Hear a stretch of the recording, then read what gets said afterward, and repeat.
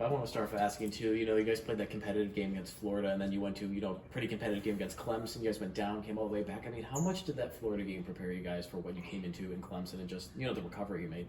I think it did from a physicality standpoint. A little bit of pace of play, a little bit of urgently needing to score goals, right?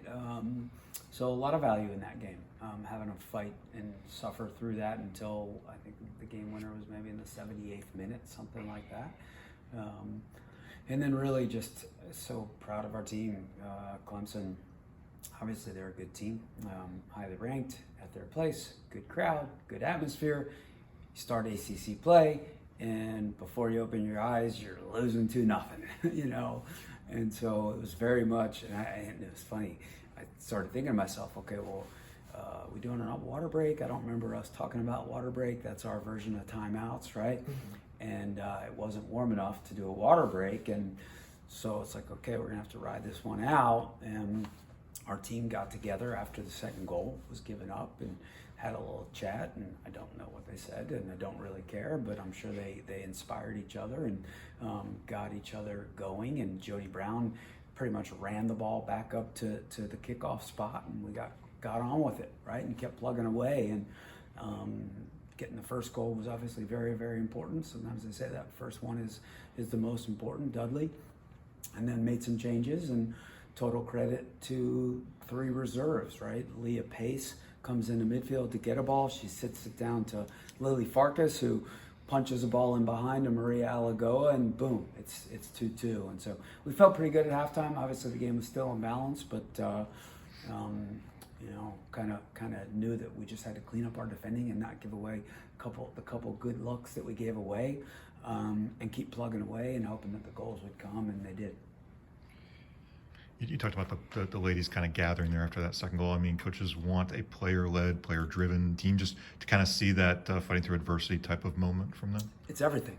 It's everything, right? Because life is hard, right? Every aspect of life is challenging, and it's going to throw stuff at you, right? And how do you deal with that? And that's something that we have, as a team, talked a lot about going back to last spring, right?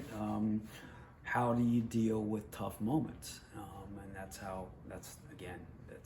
all of us in lives, as the 5 of us sit here in this interview, right? How do we all deal with life when it gets hard? And it got really hard for us. And we told our players throughout the week that that's going to make or break us as a team, how we deal with those times. And so like I said, so proud of our team for just plugging away. The only thing that matters is the next moment and the next play, and you can't stop playing, and you can't think about what happened 2 minutes or 10 minutes before. You just got to plug away, because you can't change the past. And so they should feel really good about that and give us confidence. I hope we're never down again this fall, but if we are, we should have a ton of confidence that we can fight our way back.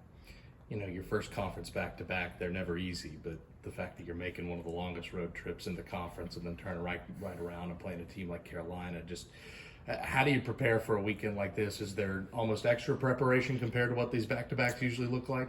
Yeah, I mean, obviously right now it's all about Syracuse. The most we've done about Carolina is downloaded some games on our computer to watch.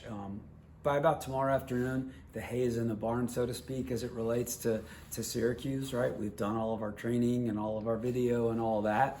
And then we'll start thinking about Carolina. Last year we had a 2-game road ACC weekend at Virginia, huge win on the Thursday. Then we went to Notre Dame and got smashed in the face 4 times and came home bloodied, right? So it's a similar weekend, right? We've got a big long trip to Syracuse, then another trip to Carolina for a national TV game, and that will be a talking point. That Notre Dame game was a 12 p.m. national TV game last year. This will be a 12 p.m. national TV game against the top 10. This will be a top 5 opponent, right? Top 1 opponent in some cases. So we got to be ready to go. How do we recover between games?